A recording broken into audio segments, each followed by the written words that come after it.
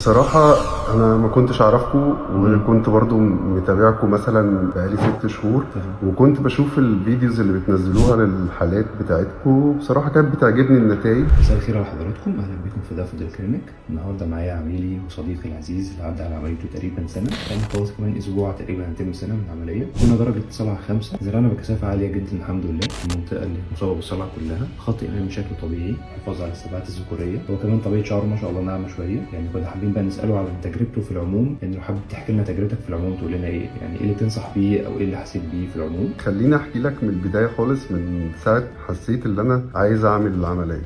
بدأت أتابع بيجز كتيرة على الفيسبوك وعلى الانستجرام في مصر وبره مصر، يعني في تركيا وفي لبنان ومراكز كتيرة برضو جوه مصر هنا. ايه اللي خلاك تختارنا بقى؟ بصراحة أنا ما كنتش أعرفكم وكنت برضو متابعكم مثلا بقالي 6 شهور، وكنت بشوف الفيديوز اللي بتنزلوها للحالات بتاعتكم. بصراحة كانت بتعجبني النتائج وبيعجبني رسمة الخط الأمامي، لأن دي اهم حاجه كانت بالنسبة لي مهمة جدا. إن مفيش حد من صحابي يلاحظ أو حد من اللي أنا أعرفهم يلاحظ إن أنا عملت حاجة يعني. بالظبط. ففي الآخر ده اللي شجعني لما شفت الفيديوز والنتائج بتاعتكم بصراحة، فده اللي خلاني آخد قرار وأجيلكم. وبرضه كنت مقلق، يعني ساعات كنت بشك أقول طب ما هم ممكن يكونوا جايبين ناس عادية، جايبين موديلز مثلا وبيصوروهم، ودي محدش زرع شعر ولا حاجه او فوتوشوب او بتاع. بالظبط. ودي حاجات كلها ماركتينج للفيسبوك والانستجرام وكده. بس لا، انا لما جربت بصراحه بنفسي وشفت النتائج وشفت المتابعه، لا يعني ساتيسفايد جدا بالريزلت اللي احنا وصلنا له. الحمد لله، ده شرف لينا كبير جدا، وان شاء الله ربنا يكملك على خير، ومبروك النتيجه الجميله دي. تسلم ايدك يا دكتور. شكرا، ده فتره كده.